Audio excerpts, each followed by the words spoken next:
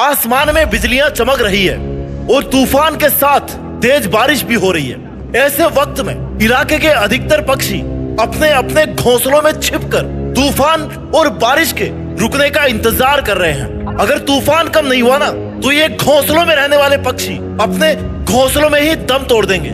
लेकिन इसी तूफान के बीच इसी दुनिया का एक पक्षी और आसमान का राजा अभी भी 320 किलोमीटर प्रति घंटा की रफ्तार से इस आसमान में उड़ान भर रहा है। 320 किलोमीटर प्रति घंटा वो रफ्तार होती है जो इंडिगो की एक नॉर्मल फ्लाइट की टेक ऑफ की स्पीड से भी ज्यादा है। ये पक्षी एक ऐसी ऊंची उड़ान भर रहा है जो धरती से लगभग 20,000 फीट ऊपर है। ये 20,000 फीट वो ऊंचाई है जिससे अगर बारिश वाले बादलों को देखा जाए ना तो ये बारिश वाले बादल तो इस पक्षी से लगभग 12,000 फीट नीचे रह जाते हैं। जिस तूफान और बारिश की वजह से अधिकतर पक्षी अपने अपने घोंसलों में दुबके हुए हैं ना, उसी तूफान में ये शानदार और जानदार पक्षी बादलों से लगभग 12,000 फीट ऊपर होने के कारण उनसे परेशान होना तो छोड़ो, उन बादलों की तरफ देखता भी नहीं है।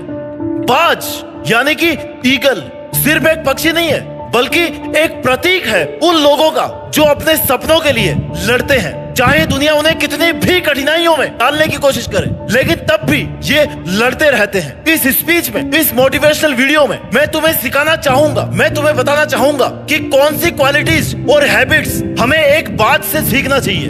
पॉइंट नंबर 1, बाज की नजर, विजन ऑफ ईगल। बाज की जो नजर होती है ना वो इंसानों की नजर से 4 गुना ज्यादा तेज होती है। जिंदगी में आपको भी अपने भविष्य पर ऐसे ही नजर रखनी चाहिए। बाज कभी भी नीचे नहीं देखता, वो एक साफ और क्लियर विजन के साथ में उड़ते हैं। बाज हमेशा उन ऊंचाइयों की तरफ देखता है जहां पर वो जाना चाहता है। जिंदगी में तुम्हें भी ये चीज अपनानी होगी। तुम्हें अपनी नजर उन सपनों पर रखनी पड़ेगी जो तुम्हें जीतने का हौसला देते हैं। मुझे एक कहानी याद आ रही है, एक सच्ची कहानी डॉक्टर एपीजे अब्दुल कलाम की। उन्होंने अपने जीवन में बहुत सारी कठिनाइयों का सामना किया।